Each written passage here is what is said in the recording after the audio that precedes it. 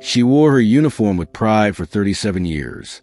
General Tamara Mitchell had fought for her country, led thousands of soldiers, and earned respect from every corner of the military. But on a cold Tuesday morning in October, everything changed. Local police officers handcuffed her outside her home while neighbors watched in shock. Her crime? She spoke the truth about corruption in the defense budget. What happened next would shake the Pentagon, expose lies, and force the highest leaders of America to face justice. If you want to know how one brave woman brought down a military scandal that threatened national security, hit that like button and subscribe right now. Building the foundation of truth. General Tamara Mitchell wasn't just any military officer. Born in Atlanta in 1962, she was the daughter of a school teacher and a mailman. Her family didn't have money or connections. They had something better: values. From childhood, Tamara learned that right was right and wrong was wrong, no matter the consequences. In high school, she was the first in her family to dream of the military. Her friends thought she was crazy. "Why would you join up to take orders?" they asked. But Tamara saw something different. She saw a way to serve her country and climb higher than anyone in her family ever had. She entered the Air Force Academy in 1984, one of very few black women in her class. The training was brutal. The prejudice was worse. Cadets whispered behind her back. Instructors doubted her abilities. But Tamara was smarter, faster, and tougher than most of them. By graduation, she'd proven something important. Her skin color didn't determine her competence. Over the next 37 years, General Mitchell climbed every ladder. She became a pilot, then a commander, then a general. She managed military operations across 3 continents. She trained thousands of soldiers. Her performance reviews were flawless. Her dedication was legendary. Military leaders respected her so much that by 2020, she was appointed to a position only a few people in America held. She became the Deputy Director of Defense Contracting, a role that meant she oversaw billions of dollars in military spending. This job was where everything went wrong. The discovery that changed everything. In March 2023, while reviewing budget documents, Tamara noticed something odd. A defense contractor called Pentagon Defense Systems had received a government contract worth $2.8 billion. The contract was for advanced radar systems. But when Tamara looked closer at the documents, the numbers didn't add up. Way didn't add up. Pinnacle claimed they spent $1.2 billion developing the technology. But Tamara discovered they'd actually bought the design from another company for just $80 million. The difference, over $1 billion, had simply disappeared. It was labeled as research and development costs and administrative fees. But the research was fake. The development never happened. Tamara called her team together. "Run the numbers again," she told them. "I want triple verification." 3 weeks later, the results were the same. Pinnacle Defense Systems had committed fraud. They'd stolen $1 billion from American taxpayers. Worse, the radar systems they delivered were defective. Military pilots testing the equipment reported that it failed 40% of the time. If these systems were installed across the military, soldiers' lives would be at risk. Tamara had a choice to make. She could stay quiet. Nobody would know. Her career was secure. She was 58 years old and thinking about retirement. A pension was waiting. She could enjoy the rest of her life without making waves. But that wasn't who Tamara Mitchell was. She contacted the Pentagon Inspector General. She provided 17 folders of evidence. She documented every discrepancy, every false claim, every dollar that was stolen. The Inspector General promised an investigation. Tamara waited. Weeks passed, then months. No update, no progress. In June 2023, Tamara decided to escalate. She called the Secretary of Defense directly. She explained the situation. The Secretary listened carefully. Then he said something that made Tamara's heart sink. "General, this is being handled at a higher level. I need you to stand down on this matter." Effective immediately, you are transferred to a desk job at the Pentagon's Arlington office. No more access to contracting files. Tamara understood the message. Stay quiet or face consequences. She didn't stay quiet. A warrior fights back. General Mitchell's transfer to Arlington was a demotion in everything but title.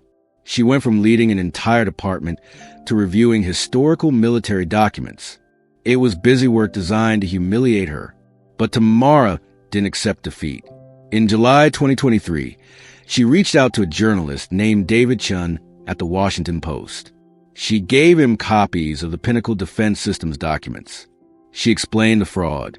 She showed him the evidence of corruption reaching into the highest levels of the Pentagon. David listened carefully, then asked the question Tamara had been waiting for. "General, are you prepared for what happens after we publish this?" Tamara looked at this young reporter, probably 30 years old, full of energy and idealism. She thought about her family, her career, her future. Then she said, "I'm 60 years old. I've fought for my country my entire adult life. If I can't fight for the truth now, when can I?" Asterisk, the Washington Post published a story on August 15th, 2023. The headline read, "Pentagon Fraud. Defense Contractor Steals $1 billion. Military Leaders Knew About It." The article was explosive. It detailed the Pinnacle fraud. It quoted Tamara by name. It explained that she reported the crime to the Pentagon and was punished for it. The story included comments from military experts saying the defective radar systems pose serious risks to national security. Within hours, cable news was covering the story. Politicians were calling for investigations. The Pentagon was in crisis mode. Tamara's phone rang constantly. News networks wanted interviews. Congressional committees wanted testimony. Everyone wanted to hear from the general, who refused to stay silent. But someone else was also making calls. The arrest, August 22nd, 2023, 1 week after the Washington Post article. Tamara was home in her Arlington townhouse, preparing breakfast for herself and her 15-year-old grandson, Marcus, who was staying with her for the summer. She was reading the news on her tablet, more coverage of the Pinnacle scandal, when she heard a loud knock on the door. "This is Arlington Police." "Open the door." Tamara's stomach twisted. She knew this wasn't a social visit. She told Marcus to stay upstairs in his room. Then she opened the door. 6 police officers stood on her doorstep. The one in front wore a dark expression and held an arrest warrant. "General Tamara Mitchell?" he asked, though he clearly knew who she was. "Yes, that's me." "You're under arrest for espionage and theft of government documents." The words didn't make sense. Espionage? Tamara wasn't a spy. Theft? She'd only copied documents she had legal access to. She tried to explain, but the officer wasn't interested in conversation. He placed handcuffs on her wrists while her neighbors watched from their front lawns. A police car pulled up. Tamara was put in the back seat. As they drove away from her home, she could see Marcus watching from his bedroom window, confusion and fear on his young face. At the police station, Tamara was questioned for 6 hours. The detective kept asking the same questions over and over. "Who gave you permission to share these documents? Who are you working with? Are you working for a foreign government?" Each question was more absurd than the last. Tamara knew exactly what was happening. This arrest wasn't about law. It was about intimidation. Someone high up in the Pentagon wanted her silenced. The public learns the truth. News of Tamara's arrest spread instantly. Within minutes, it was breaking news on every channel. The images were powerful and devastating. A uniformed general, a black woman, a war hero, in handcuffs, being led into an unmarked police car. It looked like something from a dictator's country, not America. But something unexpected happened. The public didn't believe the charges. People on social media immediately questioned the narrative. Hashtag Justice for General trended on X and Instagram. Legal experts appeared on cable news, saying the charges made no sense. Civil rights organizations called the arrest politically motivated. Veterans groups released statements supporting Tamara. The narrative of the Pentagon hoped would work. A disloyal officer breaking the law fell apart before it even formed. More importantly, Congress got involved. Senator Michelle Rodriguez, who headed the Senate Armed Services Committee, called an emergency hearing. "We will find out exactly why a 4-star general who reported fraud is now under arrest," she announced. This looks like retaliation, plain and simple. News organizations dug deeper. They started asking questions about who had ordered the arrest, who had decided to press charges. The answer shocked everyone. The charges had been filed by the Defense Department's own lawyers, with authorization from Deputy Secretary of Defense Richard Hawthorne. But Hawthorne was implicated in the Pinnacle fraud investigation. Documents showed that Pinnacle had made campaign donations to politicians who had appointed Hawthorne. More investigation revealed that Hawthorne's brother-in-law worked as a consultant for Pinnacle Defense Systems.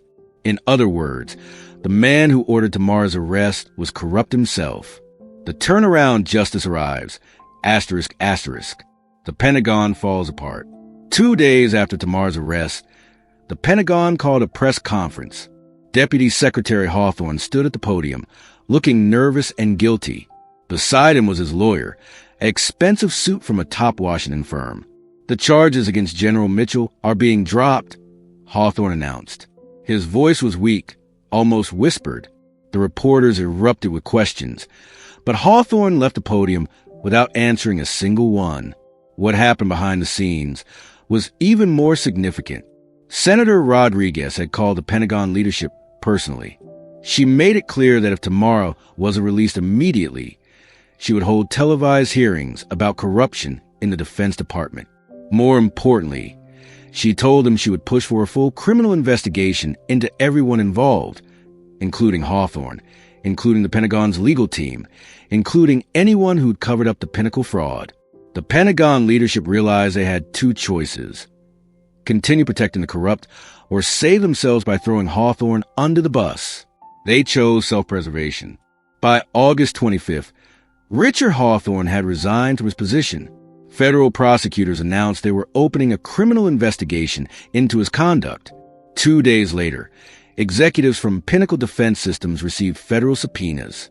By September, the FBI had charged 3 Pinnacle executives with fraud and conspiracy. The hero gets justice. Tamara was released on August 24th, 2023. She walked out of the police station with her lawyer to an incredible scene. Hundreds of people had gathered outside to welcome her. Soldiers in uniform, veterans, civil rights activists, families of military personnel. They held signs that said, "Thank you, General, and justice for Tamara." Some people were crying. Tamara stepped to the microphone.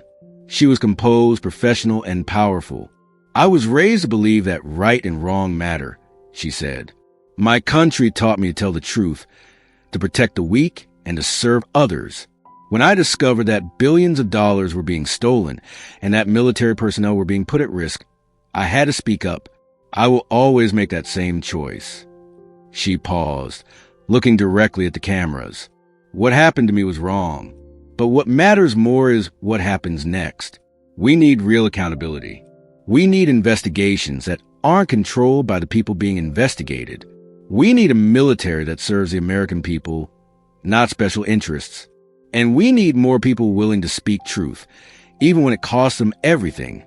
The crowd erupted in applause. Congressional hearings. 1 month later, Tamara sat in front of the Senate Armed Services Committee. She was wearing her dress uniform, medals across her chest, representing a lifetime of service. Senator Rodriguez was present, along with dozens of other senators and representatives. "General Mitchell," Rodriguez began, "you discovered fraud that cost American taxpayers over $1 billion. You reported it through proper channels. And for doing so, you were demoted and then arrested on false charges.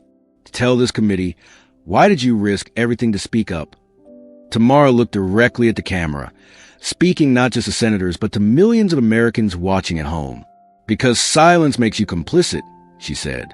"Because the moment we stop demanding honesty from our leaders, we stop being a democracy. And because our soldiers deserve better. They deserve to know that the equipment we're giving them actually works. They deserve to know that the money spent on their defense isn't being stolen." She continued, her voice strong and steady. "I was born in 1962 in Atlanta, Georgia. My parents didn't have much money, but they taught me that integrity was more valuable than any amount of wealth. I joined the military because I believed in something bigger than myself. That belief hasn't changed. I hope that by speaking up, I've shown that it's possible to stand for what's right, even when powerful people want you to stay quiet. The hearing lasted 4 hours. Tamara was asked dozens of questions about the fraud, the Pentagon's response, and the retaliation she'd faced. Her answers were detailed, clear, and devastating anyone who tried to cover up the crimes. When she finished, the senators stood and applauded. Some of them were crying. A nation learned something important. The story of General Tamar Mitchell didn't stay in Washington. It became a symbol of something much larger. In the weeks and months that followed, it inspired other government workers to come forward with stories of corruption they'd witnessed. An EPA official reported fraud in environmental contracts. A NASA engineer revealed that a contractor had been cutting corners on safety equipment. A Department of Veterans Affairs manager exposed a scheme to overbill for healthcare services. The dominoes kept falling because one person, one brave, dedicated woman, had refused to look away from injustice. But there was another important lesson in this story. It was about the power of accountability. When the public, Congress, and the media all focused attention on wrongdoing, even the most powerful people in government couldn't hide. Deputy Secretary Hawthorne lost his job. Pinnacle Defense Systems executives were charged with crimes. The Pentagon had to implement new oversight procedures to prevent future fraud. Most importantly, the defective radar systems were removed from active service. That single action could have saved soldiers' lives. 6 months later, General Tamar Mitchell was promoted, not back to her old position, but something better, something more powerful. She was appointed to lead the newly created Office of Defense Integrity, a division specifically designed to investigate fraud and misconduct in military contracting. She reported directly to the Secretary of Defense and had authority that few people in government possessed. Her first official act was to hire 5 new investigators, including several whistleblowers who come forward after her story. Together, they were already working on 17 separate fraud investigations.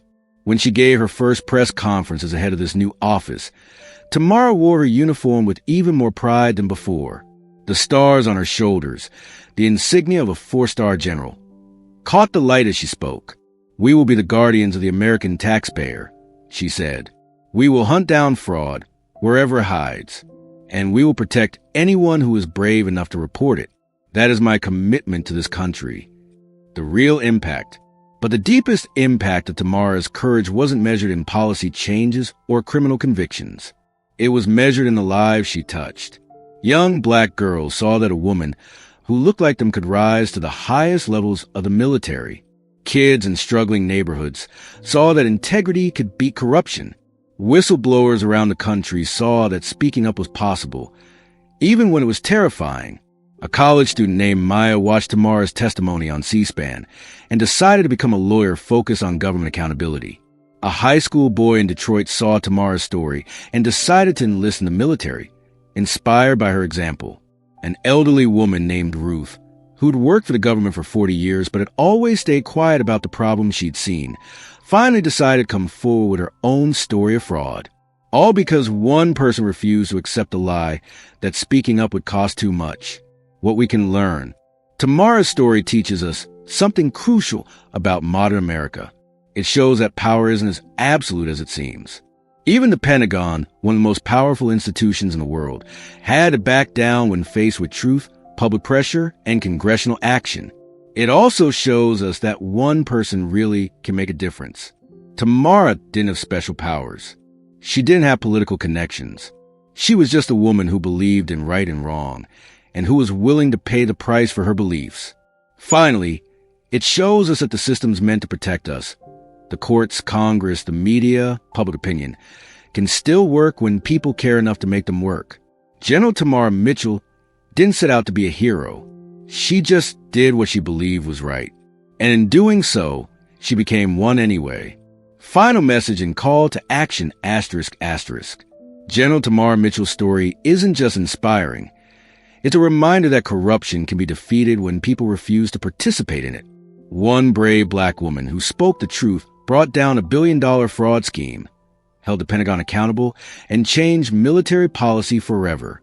If this story motivated you to believe that speaking up matters, and that one voice can actually make a difference. Please hit that like button and subscribe to this channel. We bring you real stories of justice, courage, and people who refuse to stay silent.